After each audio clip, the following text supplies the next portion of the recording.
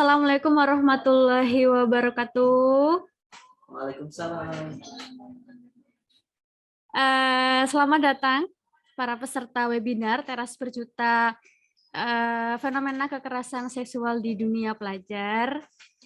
Semuanya dalam keadaan sehat ya, rekan-rekan kita semuanya. Semoga ya amin, amin. Semoga dalam keadaan sehat, bahagia lahir dan batin.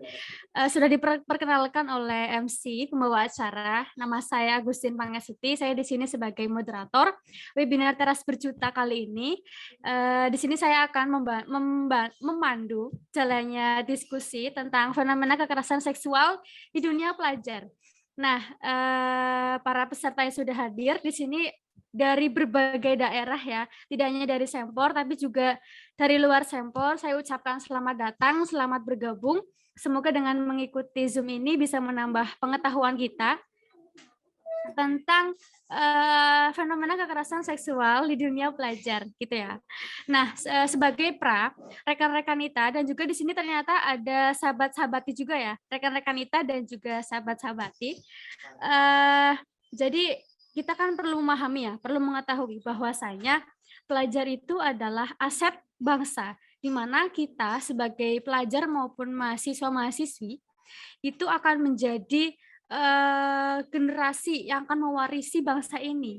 Nah, tentu saja kita sebagai seorang pelajar dan juga mahasiswa itu memiliki hak dalam kehidupan kita, baik itu hak hidup, hak mendapatkan kebebasan untuk belajar, untuk mengembangkan bakat kita, dan juga hak mendapatkan keamanan. Nah, tapi pada kenyataannya, pada realitanya, rekan-rekan Ita dan juga sahabat-sahabati, ternyata masih banyak masalah sosial yang terjadi di lingkungan kita, lingkungan pelajar dan juga mahasiswa. Salah satunya yaitu yang kita angkat pada hari ini, yaitu kekerasan seksual di dunia pelajar.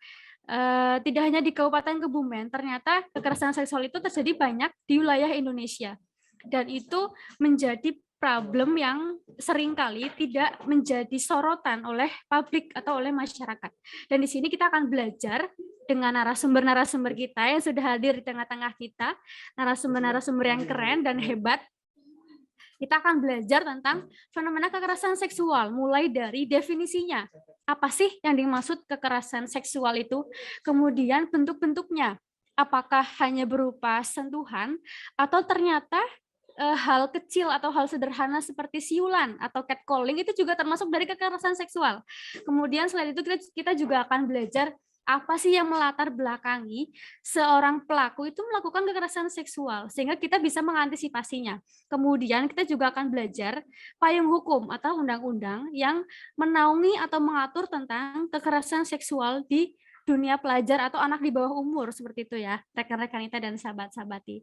Dan yang lebih penting lagi, nanti dari narasumber yang sudah hadir ini, kita akan belajar upaya penanggulangan, baik itu secara preventif maupun represif, baik itu penanggulangan sebelum adanya kekerasan seksual maupun sesudahnya. Bagaimana apa yang harus dilakukan oleh korban yang menjadi korban kekerasan seksual maupun lingkungan sekitarnya, gitu ya.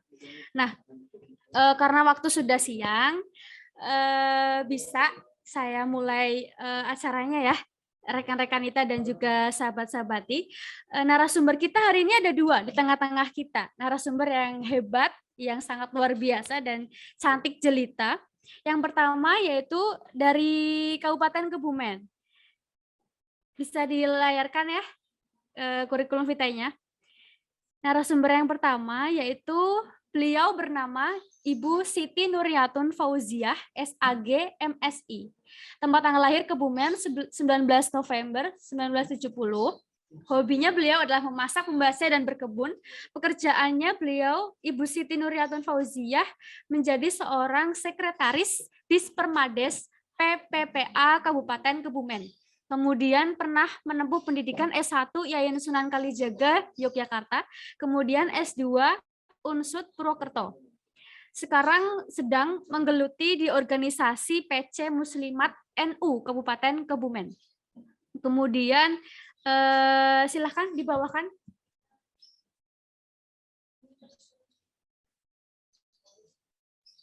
Iya. saat menjadi sarjana pendamping program IDT, ternyata beliau juga mempunyai pengalaman berkesan, rekan-rekan Nita, yaitu ketika menjadi pendamping program IDT. Ternyata beliau juga pernah bertemu dengan presiden sebanyak 3 kali. Mungkin waktu itu masih Presiden Soeharto ya.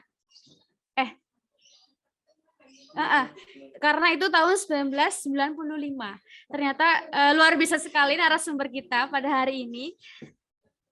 Kita akan belajar banyak dari mereka. Silakan nanti rekan-rekan Nita dan sahabat-sahabati yang punya banyak pertanyaan tentang kekerasan seksual yang terjadi di dunia pelajar bisa ditanyakan. Bisa dengan chat di kolom grup Zoom maupun raise hand. Gitu ya, rekan-rekan Nita dan juga sahabat-sahabati. Karena sewaktu sudah siang, waktu dan tempat bisa kami persilahkan kepada narasumber kita yang pertama, Ibu Siti Nuryatun Fauziah. Silahkan Ibu.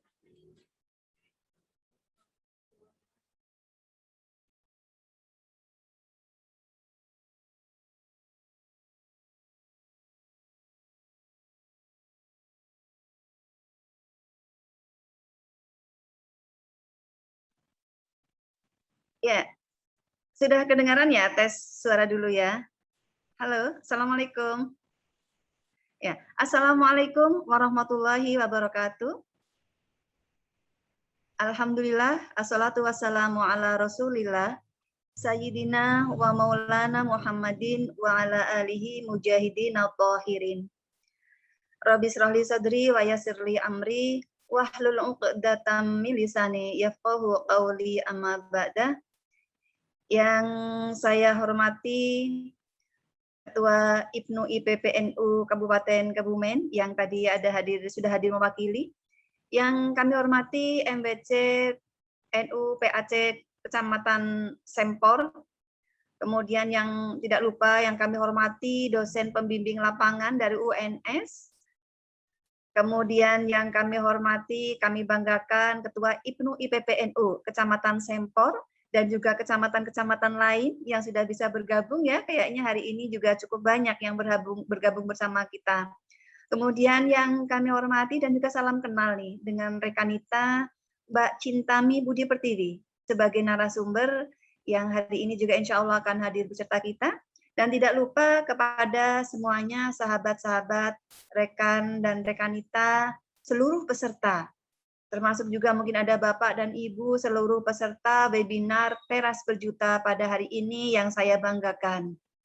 Sebelum kami menyampaikan terkait dengan tema kita pada hari ini, izinkanlah kami dari Dispermades P3A Kabupaten Kebumen menyampaikan salam berjuta, yaitu belajar, berjuang, dan bertakwa. Luar biasa ini.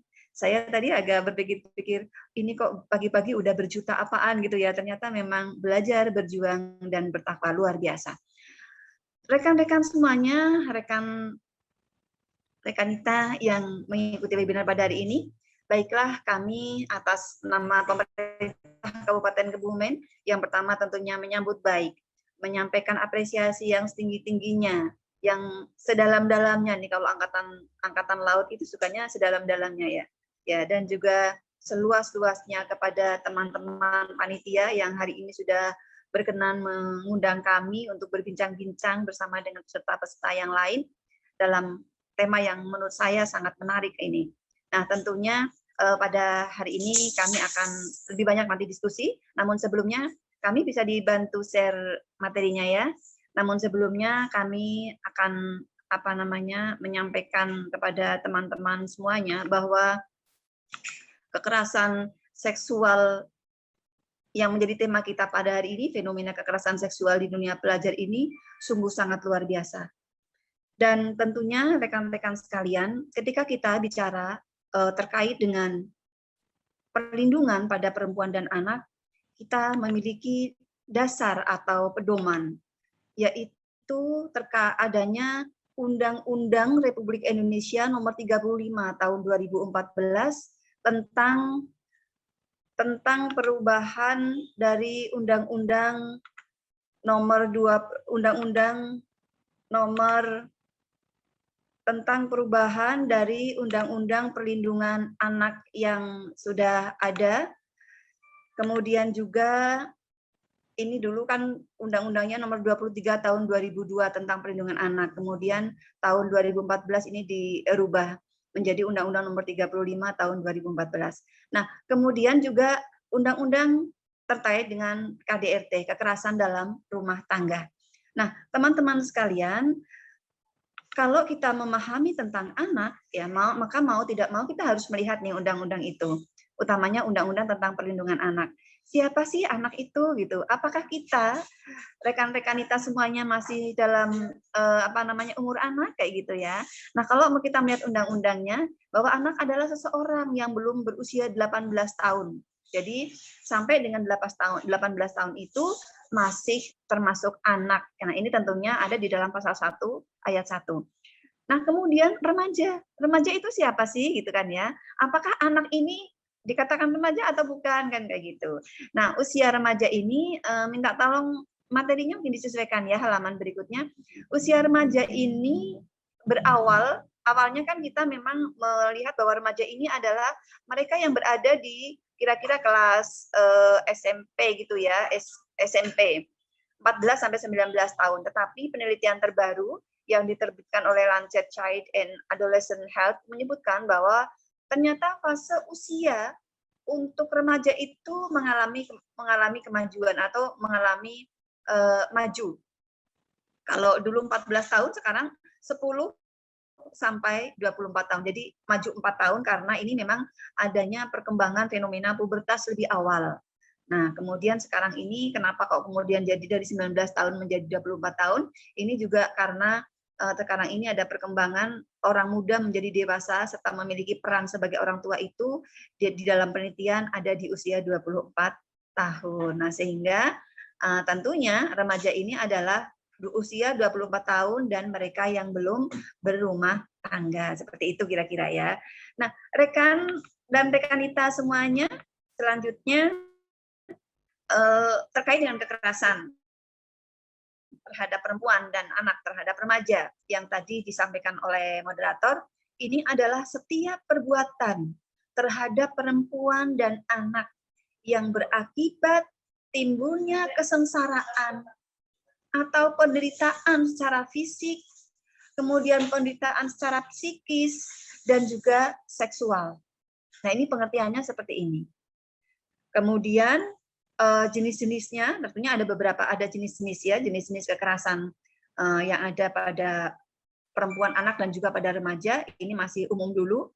Ada kekerasan fisik, misalnya dipukul gitu ya, kemudian dicubit, ditendang, digampar kayak gitu, kemudian dicakar kayak gitu. Kemudian juga kekerasan psikis atau menyentuh emosi seseorang, menyinggung perasaan, misalnya kita dibully, dipojokkan gitu, kemudian didiskriminasikan. Ini juga ada kekerasan psikis. Kemudian yang selanjutnya ada kekerasan seksual. Ini ternyata nanti kita akan lihat datanya seperti apa, banyak melanda anak dan remaja di Kebumen. Dan kemudian yang keempat adalah kekerasan akibat penelantaran ekonomi. Jadi ada 4 macam ya kekerasan itu, fisik, kemudian psikis, seksual, kemudian penelantaran ekonomi. Penelantaran ekonomi ini termasuk perempuan-perempuan yang ditinggal oleh suaminya gitu ya, dan tidak diberikan kecukupan ekonomi. Nah, lanjut ini mungkin akan sedikit aja. Kekerasan fisik tadi sudah sampaikan ini. Bentuk kekerasan dipukul, ditendang, ditampar, dijewer, dicubit gitu ya. Sampai menimbulkan rasa sakit gitu. Nah, dampak fisiknya biasanya itu ada memar, kemudian luka gitu ya. Kalau misalnya ditendang sampai harus koprol dan sebagainya itu ada patah tulang. Bahkan ada juga kasus-kasus dampak fisik sampai meninggal dunia.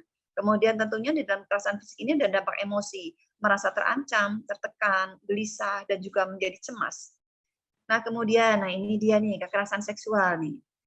Mbak Agustin selaku moderator ini, teman-teman panitia itu luar biasa memilih memilih temanya pada hari ini ya. Ini hari kemerdekaan di bulan Agustus gitu ya. Jadi kita memang harus bersemangat seperti itu. Teman-teman masuk rekan dan rekanita semuanya. Nah, kita mulai membicarakan masalah kekerasan seksual nih. Kekerasan seksual adalah setiap perbuatan pemaksaan hubungan seksual dengan cara tidak wajar dan atau tidak disukai, menyakitkan termasuk pemaksaan hubungan seksual dengan orang lain untuk tujuan komersial dan atau tujuan tertentu. Ini yang kita kenal ada TPPO ya, tindak pidana perdagangan orang. Ini yang kita kenal dengan perdagangan orang. Kemudian bentuk-bentuknya ini antara lain ya kontak fisik, misalnya pencabulan. Ini nggak apa-apa karena sudah dewasa semua ya. Mbak Agustin, ada nggak peserta-peserta yang masih di bawah umur nih? Anak SMP ya, ada ya? Ya, Iya. untuk usia pelajar dan remaja, Bu. Ya, nggak apa-apa karena memang ini kita harus mulai care bahwa membicarakan masalah seksual itu bukan hal yang tabu ya. Jadi adik-adik kita itu juga harus mulai tahu gitu. Nah, beberapa bentuk kejahatan seksual antara lain misalnya kontak fisik ya, pencabulan. Pencabulan termasuk ketika dilakukan perabaan di wilayah-wilayah terlarang. Nah, ini wilayah terlarang itu untuk perempuan bisa dada, kemudian juga pada area kemaluan kayak gitu ya. Kalau laki-laki itu juga pada area kemaluan laki-laki. Nggak apa-apa, ini kita kalau bicara kekerasan itu harus agak ada sesuatu yang ini dikit nggak apa-apa ya Mbak Agustin ya. Ya, iya nggak nanti kalau ya Anda harus dijelasin gitu ya. Kemudian juga ada juga kontak fisik ini yang ada kasusnya juga di Kebumen. Sodomi. Ini biasanya korbannya adalah laki-laki. Jadi pemaksaan seksual melalui anus atau dubur. Ini luar biasa. Ini ada juga seperti ini kemarin di televisi kita juga melihat di Indonesia menjadi viral juga. Nah, kemudian juga termasuk perkosaan. Ini juga kontak fisik. Kemudian yang tanpa kontak fisik kekerasan seksual apa ada gitu ya? Mungkin pertanyaan teman-teman. Ada. Contohnya, ini kan termasuk penyakit ya. Ada orang yang gemar mempertontonkan alat vital. Dia itu rasanya puas banget kalau sudah mempertontonkan alat vitalnya. Ini baik laki-laki maupun perempuan ini bisa terjadi. Dan dia akan sangat merasa bangga dan puas ketika orang yang melihatnya itu ketakutan gitu. Orang yang melihatnya itu kemudian lari terbirit-birit itu akan merasa bangga sekali. Ini memang ada sedikit namanya kelainan seksual ini. Nah, ini ya mempertontonkan alat vital. Nah, mempertontonkan ini bisa melalui foto gitu. Tidak harus kontak fisik, apalagi sekarang zaman IT luar biasa ya. Kemudian mempertontonkan melalui video yang tidak senonoh, atau juga mungkin mengucapkan kata-kata atau istilah-istilah yang tidak senonoh terkait dengan alat-alat vital tersebut. Misalnya dijelaskan dalam kata-kata tetapi tidak senonoh gitu ya. Tidak senonoh itu apa sih Mbak Agustin bahasa Kebumennya ya? Orang patut gitu kan. Ya. Nah, ini dampak kekerasan seksual itu sangat luar biasa. Dampak kekerasan seksual itu bisa berupa dampak psikis, ini tadi cemas, kemudian dia akan merasa diem gitu, diem, malu gitu kan. Kemudian kalau sudah sampai misalnya dampak yang secara fisik dia mungkin sudah, kalau misalnya dalam kasus pemerkosaan ya, sudah sampai merobek alat vital perempuan gitu ya. Ini kan kadang-kadang menjadi rendah diri, takut, kemudian dia nanti akan lebih banyak diem dan biasanya akan memisahkan diri dengan teman-temannya. Kemudian dampak sosialnya ini biasanya kadang-kadang ada ya sekolah-sekolah yang mengeluarkan anak penerima kekerasan seksual ini dari sekolah, kemudian dikucilkan. Jadi dia itu jadi kehilangan masa kanak-kanaknya. Dan bahkan ada beberapa ketika dia masa kecilnya mendapatkan kekerasan seksual, dia akan memiliki perilaku seks menyimpang. Kemudian dampak kesehatannya ini bagi perempuan ya. Nanti akan kita lihat siapa sih yang banyak mendapatkan kekerasan gitu ya. Dampak kesehatannya ini kehamilan bagi perempuan, kemudian terjangkit penyakit menular ya, IMS, infeksi menular seksual. Sekarang ini yang lagi banyak terjadi, perkembangannya sangat pesat itu terkait HIV juga. HIV itu kan termasuk penyakit menular. Kemudian kalau perempuan ini juga akan terganggu kesehatan reproduksi, sehingga kadang-kadang adik-adik perempuan ini yang kurang beruntung harus melaksanakan aborsi sehingga tidak sedikit yang menimbulkan kematian, gitu ya. Nah, sekarang Mbak Agustin kita lihat bersama-sama ya, dan juga rekan-rekan kita yang mengikuti webinar kali ini. Coba kita lihat deh, kita memiliki data nih. Kita sudah melihat pengertiannya itu apa. Sekarang datanya seperti apa sih? Data ini adalah data di Kabupaten Kebumen, di kota kita tercinta ini, bukan di mana-mana ya, teman-teman ya, sahabat-sahabat, rekan dan rekanita. Data kekerasan berbasis gender dan anak 3 tahun terakhir. Tahun 2018 ini ada 117, 2019 naik, kemudian 2020 ini sempat turun sedikit gitu ya. Dan ini kalau kita lihat yang paling tinggi itu yang warna biru ya. Iya, yang warna biru adalah kekerasan yang diterima oleh anak. Jadi tahun 2020 itu ada 84 itu anak. Kalau kita lihat porsi untuk anak dari tahun 2018, 2019, 2020, yang biru itu naiknya drastis loh ya, 61, 68 langsung melonjak menjadi 84. Ada sih dewasa di tahun 2020 hanya 32. Ada sih AKH-nya. AKH ini anak berkonflik dengan hukum ya. Ini ada loh di Kebumen, ini ada 11 ini. Ini jumlahnya ya. Jadi di 2021 nanti kita lihat datanya. Nah, kemudian ini, kalau sekarang kita lihat nih datanya, kita lihat data 3 tahun sebagai pembanding ya, 3 tahun terakhir. Dari jumlah data yang tadi kami sampaikan, ternyata kalau kita lihat, kalau kita bagi jenis kekerasannya, tadi kan ada seksual, fisik, psikis, dan juga penelantaran ekonomi ya. Ini ternyata paling banyak. Tahun 2020 kemarin itu 70 orang itu karena kekerasan seksual. Dan tadi dari angka itu 68-nya itu adalah anak. Ya, 68 itu anak, tetapi ini semua jenis kekerasan kalau secara umum ya. Jadi kan berimpit nih bahwa ada kita tarik kesimpulan bahwa ternyata kekerasan yang terjadi di Kebumen itu paling banyak oleh anak, dialami oleh anak. Kemudian kalau lihat dari jenis kekerasannya, ternyata paling banyak itu adalah kekerasannya dari kekerasan seksual. Nah, sudah mulai ya kita melihat benang merah bahwa ternyata kekerasan seksual nih yang banyak terjadi di Kebumen dan ternyata itu banyak terjadi di anak. Nah, kemudian ini kalau kita lihat, ini 2021 nih ya. 2021 ini kita kondisinya baru sampai bulan Mei. Ini ya, ini gambaran aja. Antara laki-laki dan perempuan, ternyata banyak perempuannya ini yang menjadi korban kekerasan, baik itu seksual maupun fisik ya. Jadi hanya ada 3 orang laki-laki, tapi 26 itu perempuan. Ini tahun 2021 ini yang baru. Kemudian, nah perempuan kan yang banyak. Ini kalau kita lihat kekerasan berbasis gender berdasarkan jenis kekerasannya, ini juga kita lihat nih. Kalau fisiknya imbang nih, perempuan 2, laki-laki 2. Ini data tahun 2021 ya, sekali lagi. Kemudian psikisnya banyak diderita oleh cewek nih, oleh perempuan, baik anak maupun, kalau ini kita masih melihat umum ya, anak maupun dewasa. Kemudian seksual, ini ternyata paling banyak dialami semuanya, kekerasan seksual itu dialami oleh perempuan. Jadi yang laki-laki 0, tetapi 18 oleh perempuan. Kemudian TPPO, tindak pidana perdagangan orang, ini juga korbannya perempuan. Ini kita ada 1 ya. Ada 1 TPPO.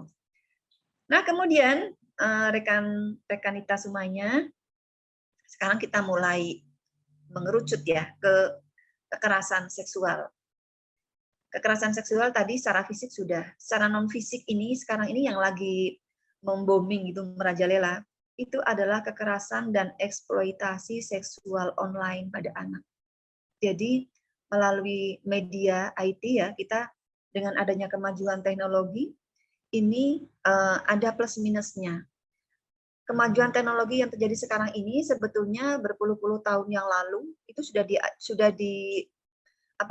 diramalkan oleh seorang yang namanya Alvin Toffler. Saya ingat ketika kita kuliah di IAIN Sunan Kalijaga Yogyakarta.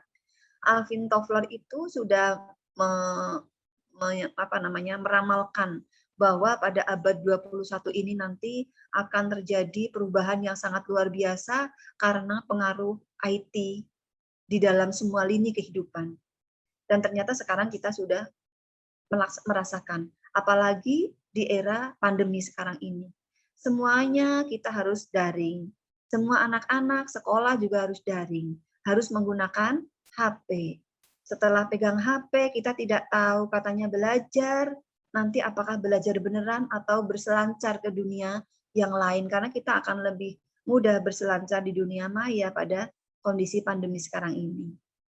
Nah, tetapi di sisi lain tentunya IT ini juga banyak membawa manfaat. Ini nanti kalau di tema lain bisa kita angkat nih ya. Jadi IT itu bukan hanya minusnya aja, tapi positifnya banyak. Nah, sekarang terkait dengan kekerasan ini memang lebih banyak kepada minusnya gitu ya. Nah, kekerasan dan eksploitasi seksual online pada anak ini sering banyak terjadi. Kekerasan seksual ini kan kekerasan sudah disampaikan ya, kekerasan yang dialami secara seksual.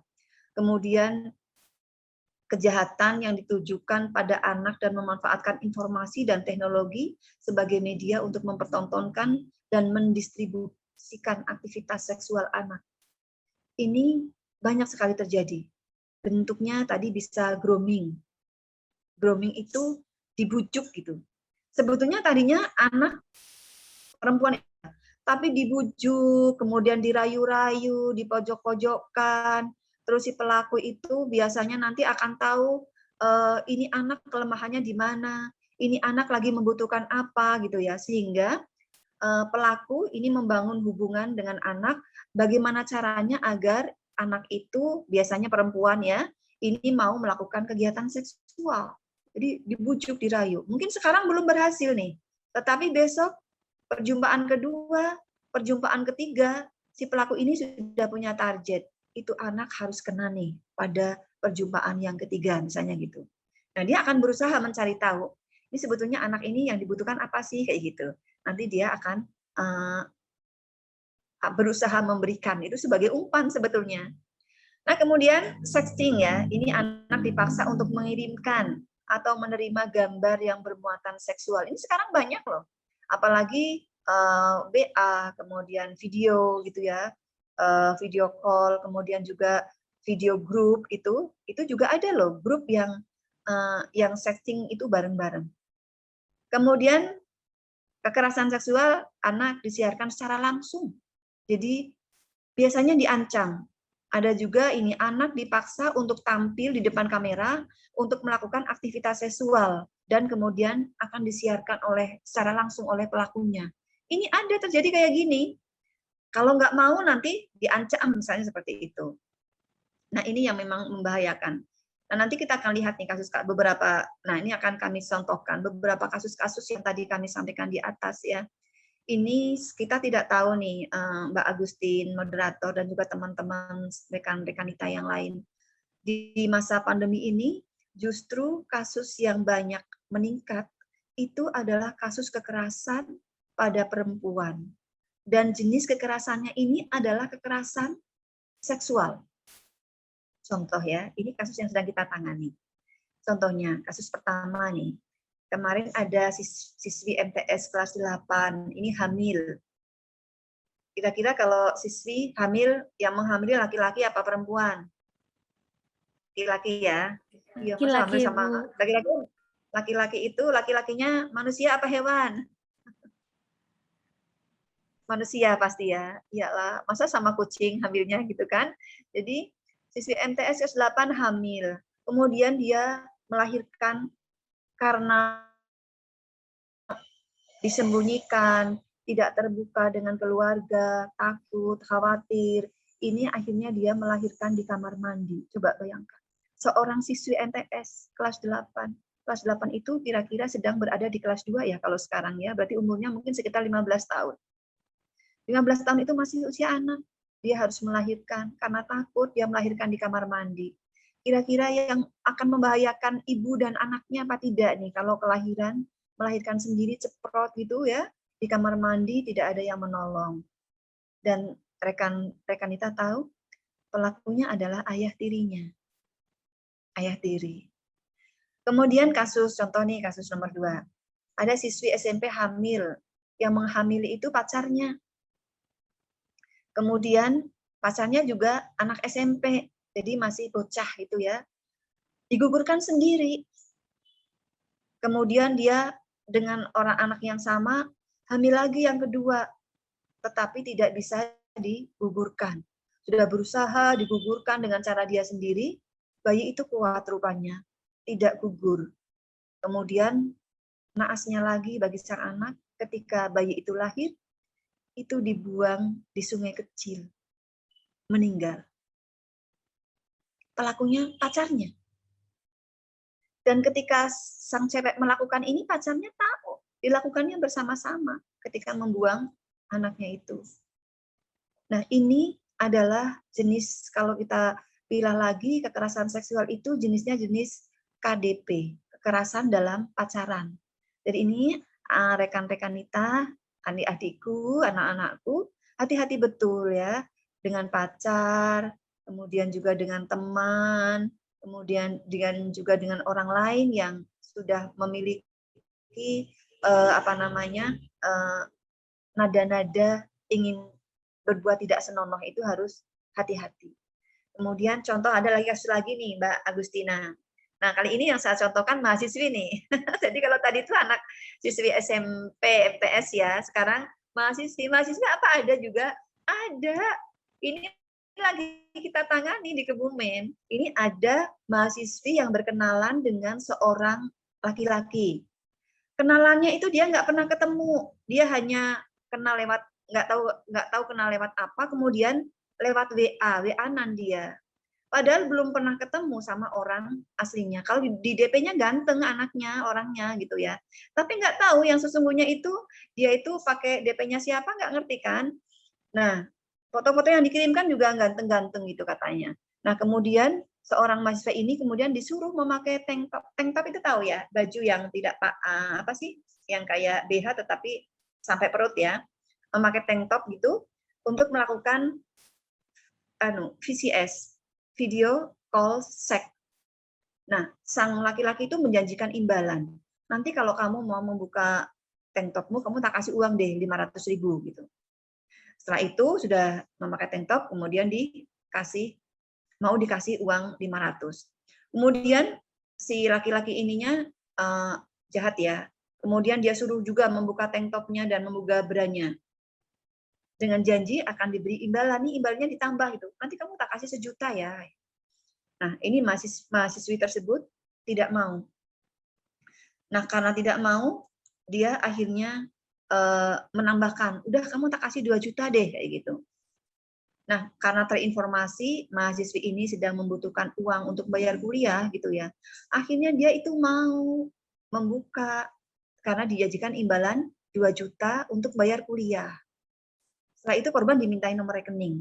Nomor rekeningmu mana gitu ya. Kita kan mungkin akan dikirim juga, mungkin enggak. Kan kita harus hati-hati sekarang memberikan nomor rekening juga. Karena nanti bisa juga kalau nomor rekening yang ada di rekening kita, kalau itu oleh penjahat bank gitu ya, bisa juga nanti malah tersedot kan. Nah, ini korban tidak mau. Nah, akhirnya apa? Korban itu ternyata VCS ya, video call seks yang tadi sudah dilakukan oleh mahasiswi beserta orang yang tidak dikenal melalui WA tadi, itu direkam sama cowoknya. Nah, kemudian ini digunakan sebagai alat untuk mengancam ceweknya. Jika dia tidak mau melayani atau mengikuti perintah-perintah dia selanjutnya, maka nanti akan disebarluaskan. Padahal apa? Korban sudah menerima imbalan apa belum tadi? Belum. Jadi dia itu menaikkan imbalan, kamu akan kasih saya kasih sekian, kayak kasih sekian, itu hanya hayalan sebetulnya. Hanya hayalan. Jadi korban sama sekali tidak menerima uang imbalan tersebut, tetapi dia selalu diancam. Kalau tidak mau mengikuti keinginan-keinginannya, maka nanti akan disebarkan, akan diviralkan. Seperti itu. Akan dikirimkan kepada gurunya, akan dikirimkan kepada orang tuanya, akan dikirimkan kepada teman-temannya. Seperti itu. Nah, ini lagi contoh yang masih banyak nih contoh-contohnya ya. Contoh-contohnya tuh banyak sekali. Mbak Agustin, saya sampai jam berapa nih Mbak Agustin? Saya sampai jam berapa Mbak? Ya. Halo. Ya. Oke ya. Kami lanjutkan nih contoh aja nih. Tadi SMP sudah, kemudian mahasiswi sudah, Nah, sekarang contoh anak yang SD ada nggak nih? Ada. Jadi ada anak kelas 4 SDLB lagi, sekolah anak luar biasa. Ini diperkosa ya oleh seorang laki-laki berusia 53 tahun. Awalnya, mohon maaf karena anak ini memiliki kelainan gitu ya, memiliki kekurangan, berkebutuhan khusus. Ini anak ini diajak jalan-jalan gitu, kemudian dibelikan jajan, dibelikan ini itu dan sebagainya, keinginannya diikuti. Nah, karena dia itu mengalami kebutuhan khusus ya, agak terjadi kecacatan agak kurang gitu ya. Anak tersebut itu akhirnya diperkosa oleh laki-laki tersebut. Akhirnya ketahuan oleh ibunya karena anak itu sering menangis dan mengeluh alat kelaminnya itu sakit kayak gitu. Padahal laki-lakinya itu sudah punya istri, kan? Seperti ini ya, bejat sekali kelakuannya. Nah, kemudian ada kasus lagi, nah ini yang menggunakan IT ya, penyebaran foto asusila seorang wanita berusia 21 tahun. Kalau usia 21 tahun itu kira-kira kalau belum nikah ya seusia masih kuliah ya. Kira-kira semester 3-4 lah ya. Ini di media sosial yang menyebarkan malah mantan pacarnya sendiri. Ketika sudah putus gitu ya, dia menyebarkan foto asusila yang dulu menjadi pacarnya. Ini pengambilan foto bugil pada saat mereka masih di bangku SMP. Nah, ini kan seperti ini nanti mantan KDP kekerasan dalam pacaran melalui online itu sangat luar biasa sekarang. Kemudian kasus ketujuh ini juga anak lagi gitu ya. Jadi banyak sekali anak-anak yang mengalami korban kekerasan seksual. Kemudian anak-anak yang remaja ya, yang masih usia SMA, kemudian masih kuliah. Ini sering seperti ini terjadi. Ini yang banyak kita sedang kita tangani kasus-kasusnya itu korban-korban kekerasan. Ini yang kasus ketujuh tuh kasihan gitu ya. Setelah diperkosa, ternyata laki-laki itu menikahnya dengan orang lain. Ini korbannya stres ini. Nah, laki-lakinya itu kan nggak tahu kayak apa sih perasaannya perempuan ini. Nah, ini rekan-rekan sekalian, tadi Pak dosen, terima kasih Pak dosen pembimbing, ini sudah luar biasa, tadi juga menyampaikan bagaimana sih agar kita itu mencegah, utamanya anak-anakku sekalian, para remaja gitu ya, dan juga anak-anak yang masih berada di usia, bahkan SD sekarang itu, ini ada beberapa yang sudah mengalami fase remaja, karena memang fase untuk menjadi remaja itu sekarang lebih cepat karena pubertas itu lebih cepat terjadi sekarang ini. Maka teman-teman rekan-rekan kita sekalian, ada beberapa pencegahan yang bisa kita lakukan ya kepada anak-anakku. Coba tingkatkanlah manajemen diri saat menggunakan dan mengakses internet. Ketika kita sedang menggunakan gadget ya, jangan terlalu mengurung diri di kamar dan sendirian, pintu ditutup, tidak boleh orang tuanya tahu, itu ya. Ini termasuk manajemen diri. Kalau perlu, ya HP-HP-nan di ruang tamu lah kayak gitu ya, sehingga untuk mengurangi hal-hal yang sifatnya kurang baik. Kalau sudah di kamar sendiri, pintunya dikancing gitu, nanti orang tua nggak tahu nih. Kadang-kadang memang anak-anak sengaja pintunya dikancing, orang tua nggak boleh masuk kayak gitu. Nah, kemudian ini kepada anak-anakku, rekan-rekan kita ini juga perlu mencari informasi dan memahami bagaimana sih bahayanya eksploitasi seksual online pada anak. Jadi yang dipahami ini bahayanya, ya, bahayanya eksploitasi ini kan luar biasa. Jadi kita apa sih akan dialami kalau sampai itu terjadi. Nah kemudian kalau kita sih berdoa mudah-mudahan udahlah stop, jangan ada lagi terjadi kekerasan kepada anak dan remaja di Kebumen. Tetapi kalau sampai itu terjadi, ya anak-anak harus melakukan sesuatu yang penting gitu.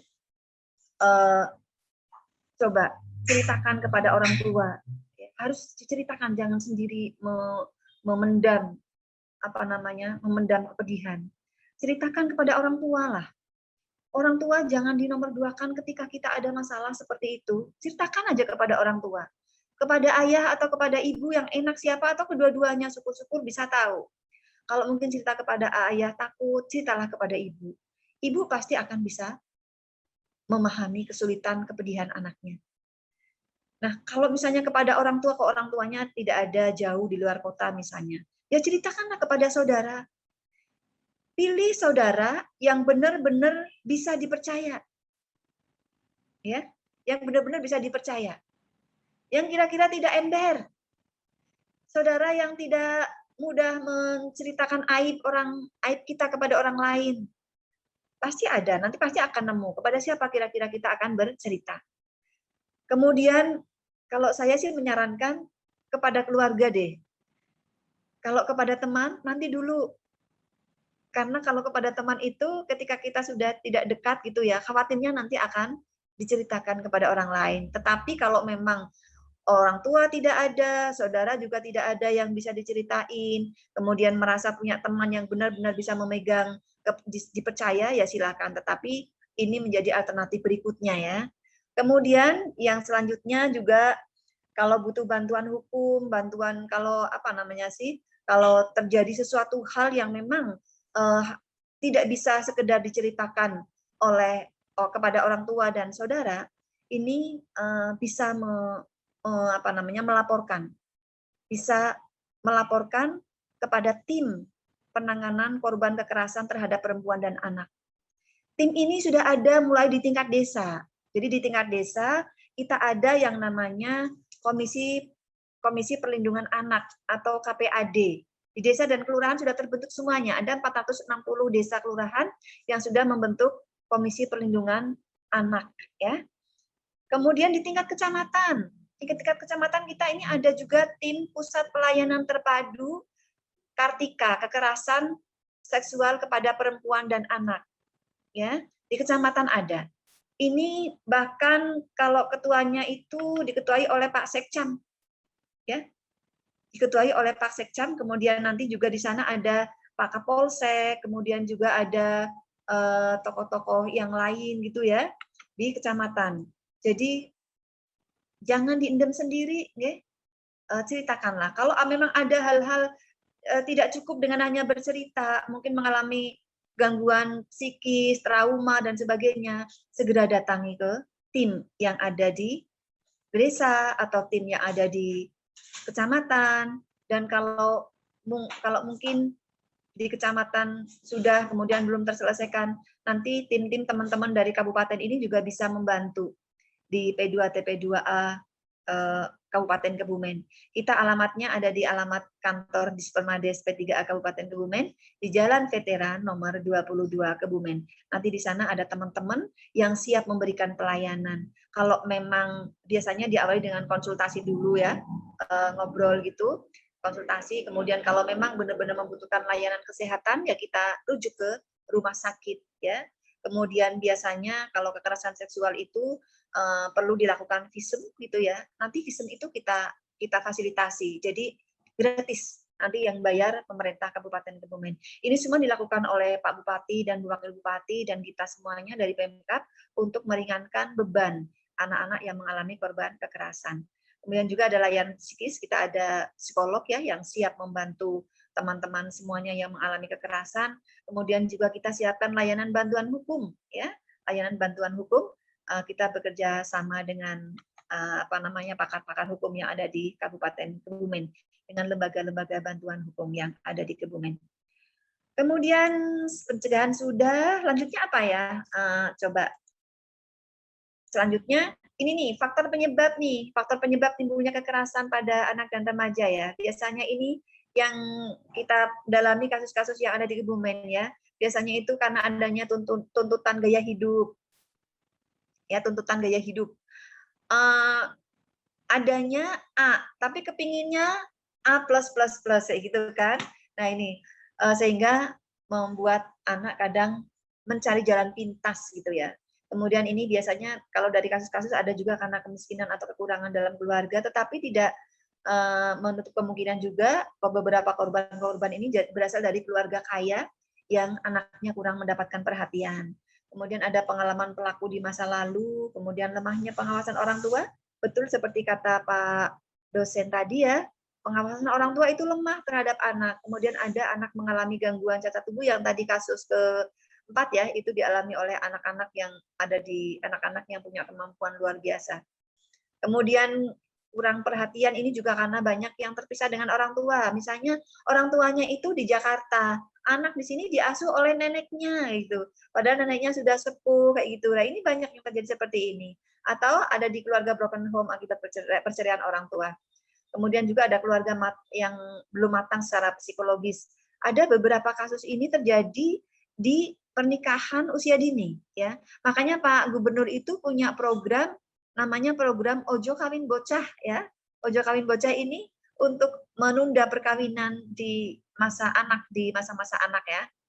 Kemudian kalau sudah pernikahan dini ini kan biasanya kemampuan mendidiknya masih kurang, kemudian anak yang lahir ini juga ada beberapa yang tidak diinginkan gitu ya. Jadi kemudian menjadi faktor penyebab adanya kekerasan.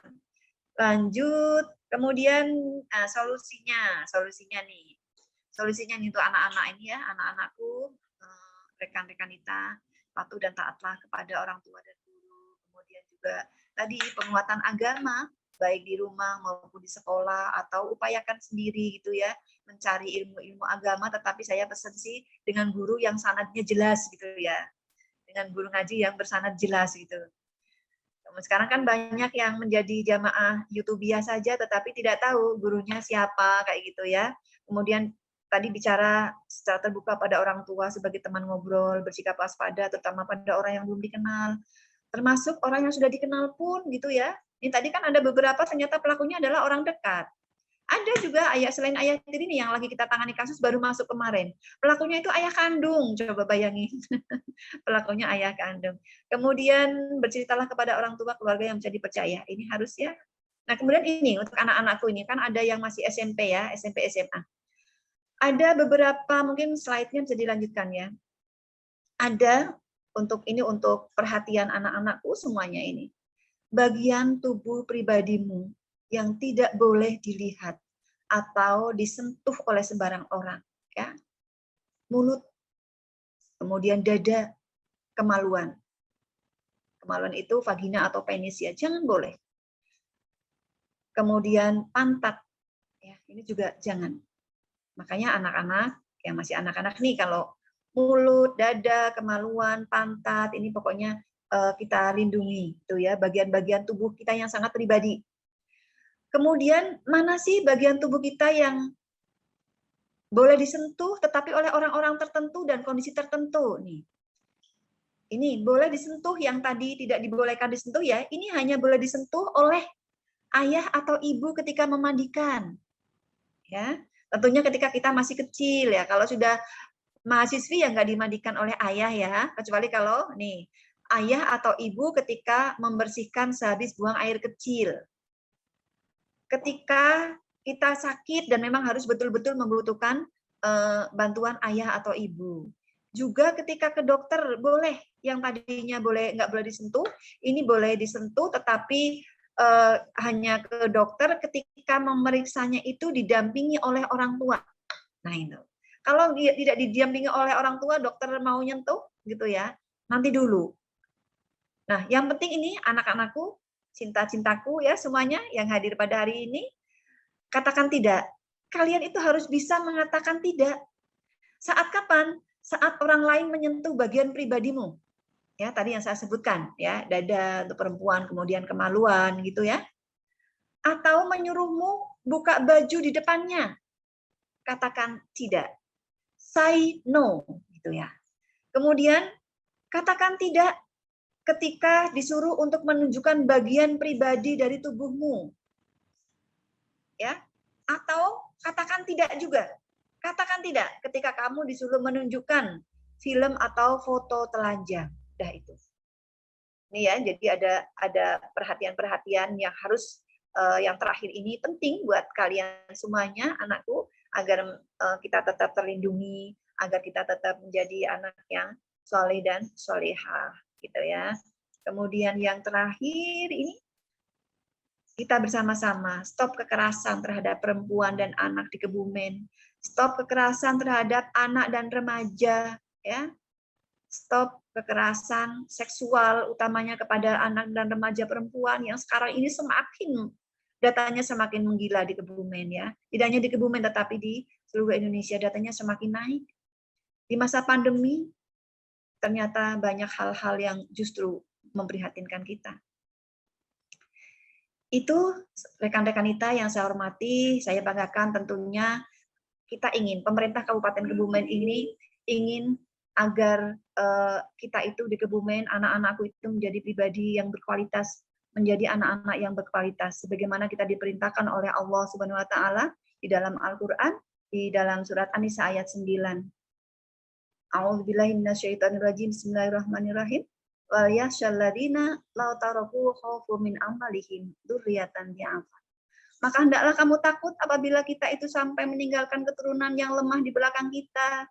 Kita berharap kalian menjadi anak-anak yang berkualitas kelak, yang baik, yang bahagia dunia dan akhiratnya insya Allah. Itu yang dapat saya sampaikan, nanti mungkin kita lebih banyak diskusi ya Mbak Agustin ya. Sekian dari kami yang dapat saya sampaikan. Terakhir kami sampaikan kucing melompat, nubruk gapuro, pilih kula lepat, nyuwun ngapuro. Akhirul kalam usikum wa nasri bidakwallah. Wallahul muwaffiq ila aqwamit thoriq. Wassalamualaikum warahmatullahi wabarakatuh. Waalaikumsalam warahmatullahi wabarakatuh. Terima kasih Bu Inung atas pemaparan materinya yang sangat luar biasa dan bermanfaat bagi kita semua, para anak, para remaja di Kabupaten Kebumen ya Bu. Semoga memang bisa, semoga memang bisa sangat bermanfaat karena kita sangat membutuhkan materi-materi dan pengetahuan seperti ini Bu Inung.